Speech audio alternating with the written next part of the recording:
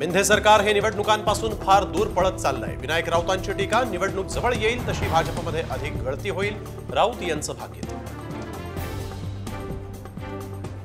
पुण्यात रासपच्या महादेव जानकरांना काँग्रेसचा झटका, पक्षाचे युवक अध्यक्ष उमेश कोकरेंचा काँग्रेसमध्ये प्रवेश, कोकरेंवर खडकवासला विधानसभेची जबाबदारी। सांगोल्यामध्ये शहाजी बापू पाटील यांना मोठा धक्का, शिंदे गटाचे उपजिल्हा प्रमुख दत्तात्रय सावंत यांचा राष्ट्रवादी काँग्रेस शरदचंद्र पवार पक्षात प्रवेश।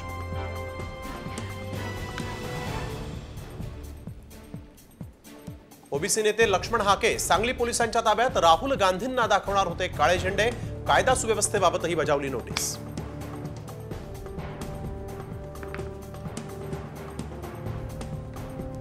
तर गणेशोत्सवासाठीच आकारमानी कोकणात दाखल होण्यास सुरुवात, कोकण रेल्वे मार्गावर 310 विशेष गाड्या, ट्रेनला मोठी गर्दी, प्रवाशांच्या सोयीसाठी यात्री सहाय्यक तैनात करणार।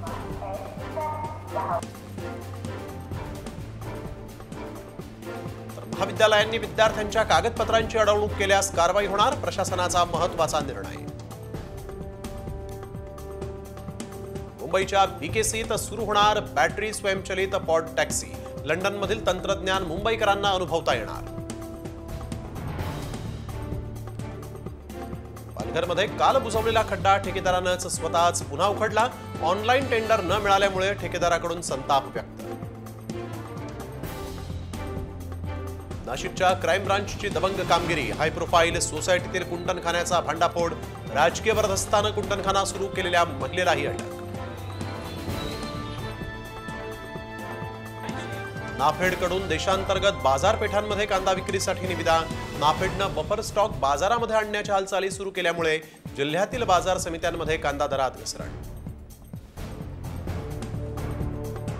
बीडच्या माजलगावात अतिवृष्टीमुळे सोयाबीन, कापूस, तूर, उडीद पिकांचं मोठं नुकसान, तातडीनं मदत द्या नाहीतर कृषी मंत्र्यांची गाडी अडवू, शेतकरी नेत्याचा इशारा।